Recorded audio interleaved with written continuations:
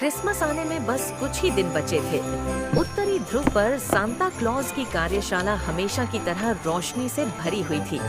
Elf पूरे मन से खिलौने बना रहे थे, 12 सिंघे उड़ने वाली स्लेज की तैयारी कर रहे थे। लेकिन इस बार सांता का मन कहीं और उलझा हुआ था। वह खिड़की से बाहर गिरती बर्फ को देखते हुए सोच में डूबा था। सांता ने पिछले कुछ वर्षों में एक बदलाव महसूस किया था। पहले बच्चे मेहनत, ईमानदारी और अच्छे व्यवहार की बातें लिखा करते थे, पर अब ज्यादातर चिट्ठियों में सिर्फ महंगे खिलौनों और मोबाइल गेम्स की मांग होती थी। सांता के मन में सवाल उठा, क्या बच्चे असली खुशी और संघर्ष का महत्व भूलते जा रहे हैं? उसी समय एल्फ मीना एक चिट्ठी लेकर आई। यह चिट्ठी बहुत साधारण कागज पर लिखी थी। उसमें लिखा था, प्रिय सांता, मेरी मम्मी बहुत मेहनत करती हैं। अगर आप मुझे कुछ दें तो बस इतनी ताकत दीजिए कि मैं पढ़ लिख कर उन्हें खुश कर सकूं। चिट्ठी पढ़ते ही सांता की आंखें भर आईं। उसे एहसास हुआ कि उम्मीद अब भी खत्म नहीं हुई है।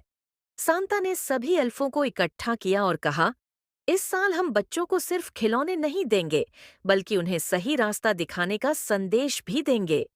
एल्फों ने ऐसे उपहार तैयार किए जिनमें किताबें, गर्म कपड़े और प्रेरणादायक संदेश थे। हर तोहफे के साथ एक छोटा सा नोट रखा गया, मेहनत करो, सच्चे बनो और दूसरों की मदद करना कभी मत भूलो। क्रिसमस की रात जब सांता अपनी स्लेज में बैठकर आसमान में उड़ा, तो उसने हर घर में सिर्फ उपहार ही नहीं, बल्कि विश्वास भी पहुंचाया। एक गरीब बच्चे के लिए गरम जैकेट थी, किसी अकेली दादी के लिए मिठाइयाँ और किसी उदास पिता के लिए उम्मीद भरा संदेश। जहाँ जहाँ सांता गया, वहाँ चेहरे पर मुस्कान लौट आई। सुबह होते ही बच्चों ने जब अपने उपहार खोले, तो उन्होंने सिर्फ चीजें नहीं, बल्कि सीख भी पाई।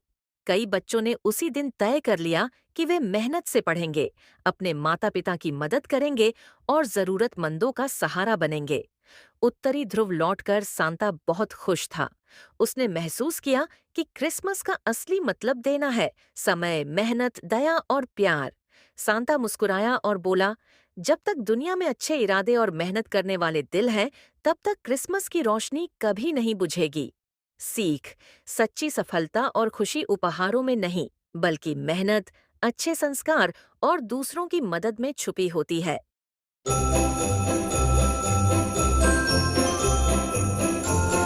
Santa said Merry Christmas.